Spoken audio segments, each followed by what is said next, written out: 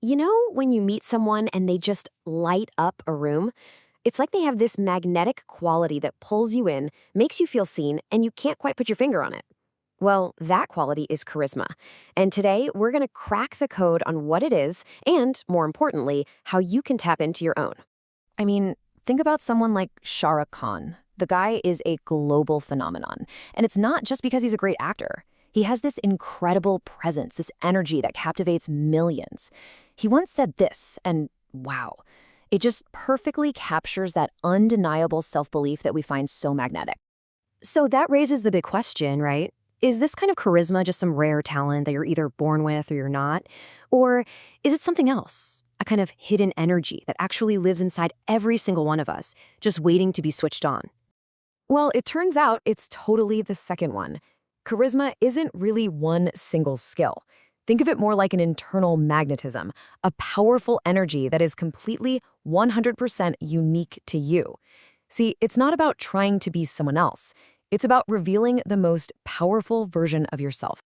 And the best part? This whole idea of internal magnetism isn't just some vague concept. It's actually built on 4 core traits, 4 things that anyone can learn and develop. So let's dive in and break them down one by one. All right, our first pillar is what we call expressive intelligence. This is all about the art of communicating what you're really feeling, often without ever saying a word.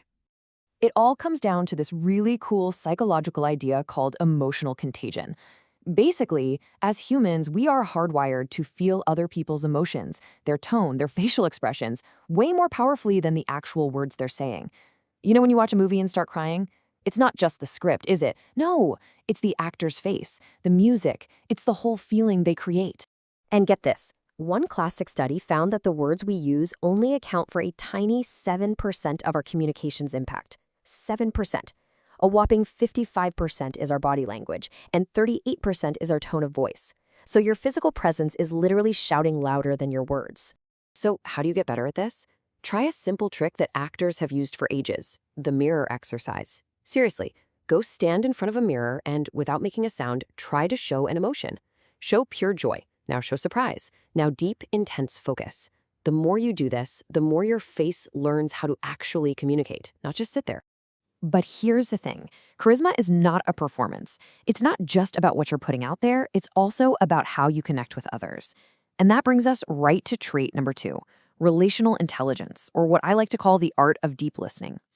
We live in a world that is obsessed with teaching us how to talk, but almost completely ignores teaching us how to listen. Don't believe me? Check this out. These are 2 TED Talks by the same speaker.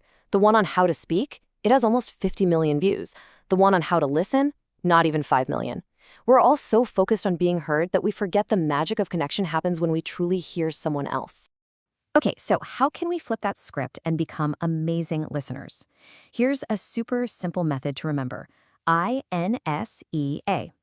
I is for intention. Go into the conversation genuinely wanting to hear the other person. N is for nodding. A simple nod shows you're right there with them. S is for a gentle smile. It's nonverbal for I'm open to what you're saying. E is for eye contact. It builds a powerful bridge between you. And finally, A is for ask. Ask real questions that show you're not just waiting for your turn to talk. Okay, let's move on to trait number 3. Now, this one's a little more abstract, but it is incredibly powerful. It's all about presence and energy. You know that invisible vibe someone has when they walk into a room? Well, that vibe is a direct broadcast of what's going on inside them. The legendary inventor Nikola Tesla said this, and while he was talking about physics, it applies perfectly to us too. Think about it. Everything, including you, is vibrating at a certain frequency.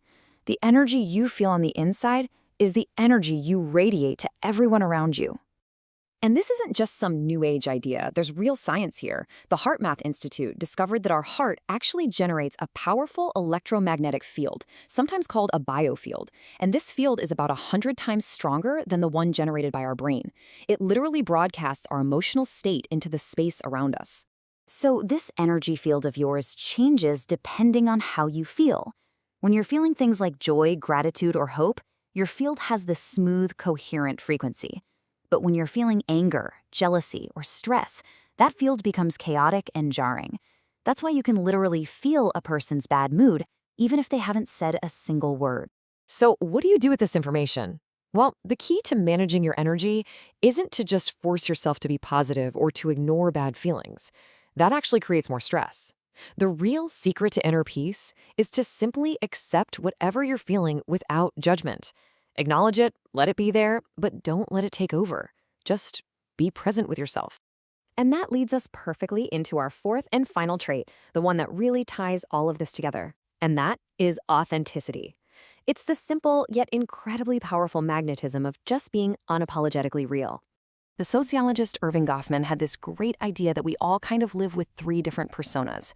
You've got your onstage self. That's the polished public version you show the world. Then there's your backstage self, a bit more relaxed, the you that's with close friends. And then there's your offstage self. That's the real you, when you're all alone with your deepest hopes and fears.